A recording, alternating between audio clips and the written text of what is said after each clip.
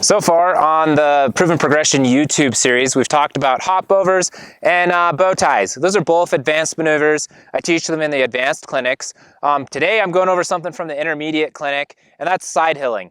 I'm not going to go over the basic side hilling stuff. This is more for guys who can get their sled on edge, but maybe aren't confident in the trees yet and don't really understand how to control going up and down on the hillside. They just understand, oh, you counter steer, get it on edge.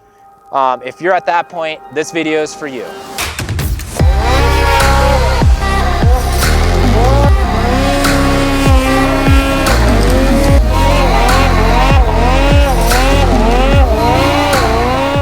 One helpful thing when navigating the trees can be to break it down into smaller sections. So I have maybe 40 feet here that I have to get my sled through, and I'm gonna work that section first, stop, reset, and then work the next section.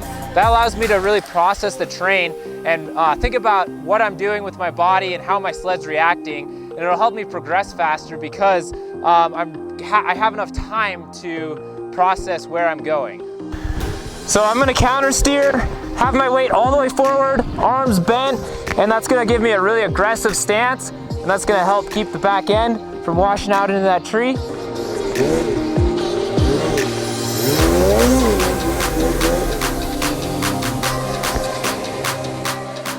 I kept my sled up high in between these trees. That way I'm not getting stuck and wedged down into a tree. That gives me a little more flexibility because it's always easier to go downhill than it is to go uphill. Before I continue my line, I'm gonna make sure I find a good line and I know exactly what I'm doing to the sled to carry it through here.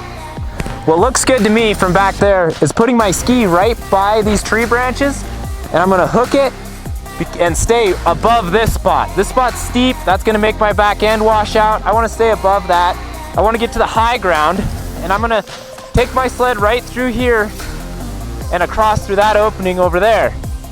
That's gonna allow me to reset again and then pick my next line. I'm gonna try to carry a little speed below this tree so I can get up that hump and carry that momentum forward.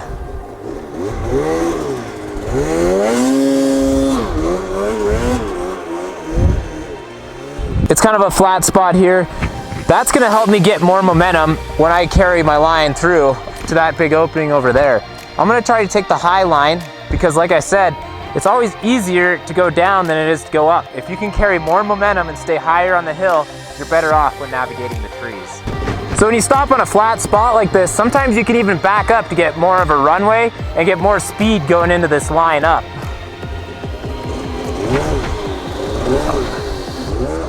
It might not look like very much, but a couple more feet of traction and a couple more feet of runway can make all the difference when you're getting in really technical stuff.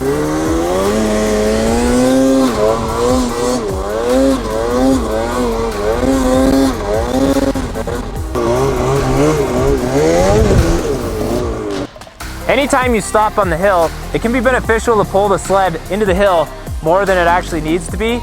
It keeps it from rolling downhill, and it just gives you a nice starting point.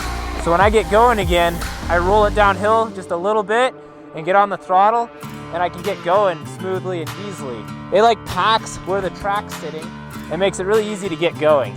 Straightening your handlebars out lets the sled kind of fall downhill more, and then counter steering into the hill is what brings it over into the hill and helps you maintain edge. So little tweaks in the steering, that's gonna have a huge effect on how your sled handles on edge and how you ride through the trees. I want to talk about foot positioning. Foot positioning is so key in the trees. Generally speaking, when you're side hilling downhill or even straight across the hill, you want your weight forward, you want your foot all the way forward in the footwell, about a 45-degree angle coming out of the footwell like this, and you want a really aggressive forward stance. You want your arms bent, you want your weight up over the front, and that's gonna give you the most control. That's gonna make it really easy to push the front of the sled downhill to get around trees. It's also gonna make it easy to maintain a horizontal line across the hillside.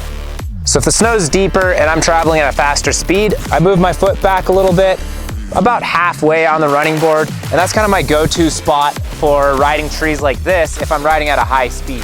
The slower you're going, the farther you want your weight forward. The faster you're going, the more you want it centered over your gas tank and a little bit farther back. That keeps the front end up and gives you a lot more control. You can wheelie over holes, over old tracks, up pillows, And it helps you just maintain control because you can control the ski lift. When your weight's forward, you can't really control the ski lift because all your body weight's up there on the front. So because we stop with our sleds pulled into the hill farther than necessary, we have to keep in mind when we get going that our track's not actually getting traction in the snow. If I'm sitting here like this, my sled's not moving.